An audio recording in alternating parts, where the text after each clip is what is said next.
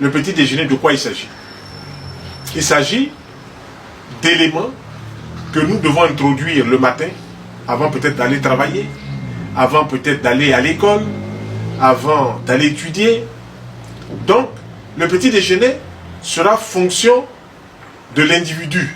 Ça veut dire quoi? Ça veut dire que celui qui va, par exemple, utiliser les plantes, qui va utiliser par exemple les aliments, ce sera fonction de ce qu'il va faire. Si il est un intellectuel, il va avoir besoin d'aliments qui vont faire du bien à ses cellules cérébrales, c'est-à-dire à son cerveau.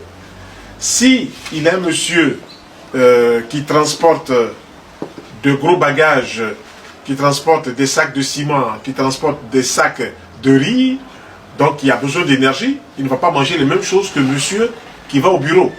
Donc, pour celui qui va au bureau, pour l'étudiant, pour l'élève, forcément, il faudra certains types d'aliments pour entretenir le cerveau. Les premiers aliments que nous connaissons, qui sont favorables au cerveau, qui sont bienfaisants pour le cerveau, ce sont tous les fruits que nous avons sur toute la surface de la terre. Maintenant, tous ces fruits-là, forcément, on ne les trouve pas dans un pays. Il y a des fruits qui sont importés. Il y a des fruits qu'on trouve directement, ce qu'on pourrait appeler les fruits locaux. Mais il s'agira surtout de faire un choix sélectif. Si on a, par exemple, en Côte d'Ivoire, où je m'exprime actuellement, on a des oranges par saison, des bananes, des mangues, des papayes, des pamplemousses, des corosols. Disons ça, ce sont les fruits qu'on trouve immédiatement, qu'on peut en trouver toute l'année. Et puis, il y a des fruits aussi qui sont importés, comme les pommes, comme les clémentines, comme les kiwis. Bref, il y a beaucoup de fruits. C'est à chacun, suivant sa poche, qui va donc aller chercher les fruits qui semblent lui convenir. Si l'étudiant, qu'il soit l'enfant du cours préparatoire première année, ou de la maternelle, ou l'enfant du secondaire, et ensuite les gens même de l'université, s'ils apprennent à manger des fruits au petit déjeuner varié, qu'est-ce qu'ils vont avoir? Ils vont avoir de l'énergie vitale pour le cerveau. Donc, ils auront un bon rendement cérébral et ils pourront forcément mieux s'exprimer, mieux assimiler. La cellule cérébrale n'a pas besoin de viande en tant que telle. La cellule cérébrale n'a pas besoin de riz en tant que telle. La cellule cérébrale n'a pas besoin d'attiéké, la semoule de manioc en tant que telle. La cellule cérébrale n'a pas besoin de banane cuite, banane plantain en tant que telle. Ce dont la cellule a besoin immédiatement pour bien se développer, pour être dynamique, pour être alerte, ce sont tous les fruits qui sont juteux, ce sont tous les fruits qui peuvent apporter du glucose, du fructose, donc des sucres de bonne qualité. Donc j'amène tous ceux qui nous suivent à aller dans cette démarche-là pour développer un cerveau alerte, dynamique et un cerveau qui va rester longtemps en bonne santé. Je vois des personnes qui aujourd'hui ont 40 ans, 45 ans, 50 ans, ont déjà des troubles de mémoire. Pourquoi? Parce que le cerveau n'est pas suffisamment oxygéné. Et puis en plus donc du cerveau qui n'est pas suffisamment oxygéné, viennent se greffer les problèmes personnels, les problèmes psychosociaux, les problèmes familiaux, les problèmes relationnels. Tout cela ne facilite pas la tâche de ces personnes-là. Donc je vous amène à rentrer dans ma démarche. Ma démarche c'est celle-là, elle n'est pas sectaire. On mange des fruits, on mange des aliments cuits, mais il faut mettre chaque chose à sa place. Si vous mangez des fruits, ne mangez pas des fruits sur du riz. Si vous mangez des fruits, ne mangez pas des fruits sur la viande. Si vous mangez des fruits, ne mangez pas des fruits sur le poisson. Les fruits, entre nous, on peut les appeler des aliments célibataires. Ça veut dire quoi? Que si je mange l'orange, je peux l'associer à la banane, à la pamplemousse, à la mangue, à la papaye, à la pomme, à la poire, au raisin. Ce sont des fruits en général juteux. Mais quand je vais manger par exemple des fruits secs comme les arachides, comme les noix, comme les noisettes, comme les cajous, tout ça à l'état cru, il serait plus sain de ne pas les associer à qu'on appelle aux aliments juteux, même s'ils sont des fruits. Donc il y a deux catégories de fruits qu'il serait bon de les manger séparément. La première catégorie, les fruits, ça se mélange. Bonne combinaison. Et la deuxième catégorie sont les fruits secs.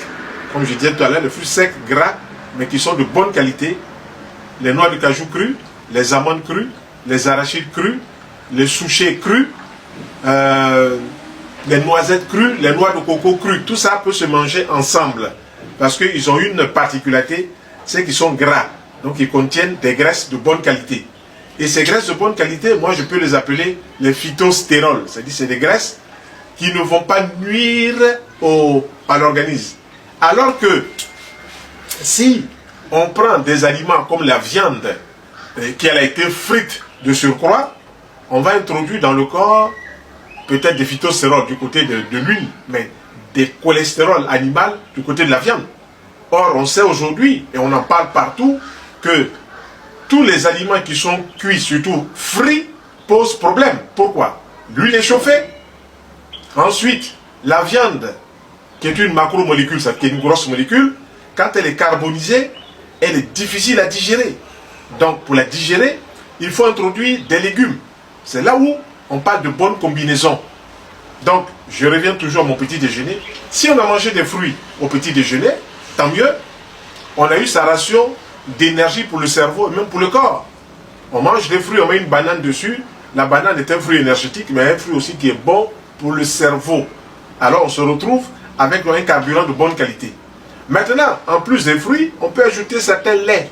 Nos préférences vont aux laits végétaux. Le lait de soja. Pourquoi? Parce que dans le lait de soja, il y a une gamme de vitamines, de sels minéraux, il y a une gamme d'oligo-éléments, il y a une gamme d'antibiotiques naturels qui vont faire du bien au corps. Ensuite, il y a le lait de souchet, ce qu'on appelle dans notre langage en Côte d'Ivoire ici le tchongon. Le souchet est un fruit sec qui contient donc des vitamines, qui contient des sels minéraux qui sont bons pour la vue, vitamine A, qui sont bonnes pour l'ensemble des nerfs, vitamine B. Et donc, ce souchet, en le buvant un verre légèrement sucré au miel, en plus des fruits, va nous apporter des catalyseurs, va nous apporter des éléments utiles au bon fonctionnement de notre organisme. Donc, on se retrouve avec un petit déjeuner assez sain, assez substantiel. Maintenant, dans notre démarche, il n'y a pas de sectarisme. C'est-à-dire qu'on ne reste pas seulement aux fruits. Si vous faites par exemple 3 jours ou 4 jours de fruits au petit déjeuner, le 5e jour ou le 4e jour, suivant la démarche que vous allez adopter, vous pourrez utiliser un petit déjeuner cuit.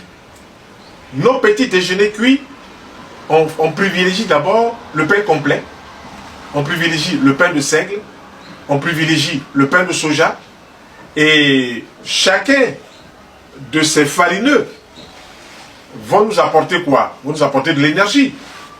Et si on mange donc du pain complet ou du pain de seigle ou du pain de soja, tant mieux. Même aujourd'hui, il y a certaines boulangeries qui fabriquent du pain de maïs, qui fabriquent du pain de certaines céréales, tant mieux. Nous, ce que nous disons, lorsqu'on mange ces céréales-là, aucun fruit ne doit être au même repas. Donc, fruits juteux se mangent ensemble. Bonne combinaison. Mais fruits, par exemple le pain cuit, ne doit pas être mélangé aux fruits.